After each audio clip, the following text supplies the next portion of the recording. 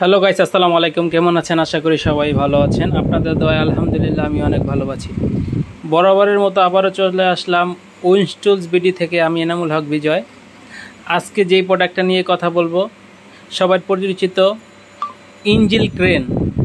যারা বড় বড় ইঞ্জিনের কাজ করেন তাদের এই প্রোডাক্টটি লাগে। আমাদের কাছে 1 টন থেকে 5 টন ইঞ্জিল ক্রেন স্টক অ্যাভেলেবেল।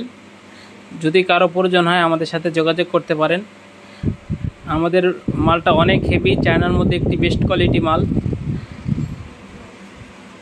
দেখুন, যদি কারো প্রয়োজন হয় আমাদের সাথে যোগাযোগ করতে পারেন। আমাদের পাম্প হলো 8 টন ক্যাপাসিটি।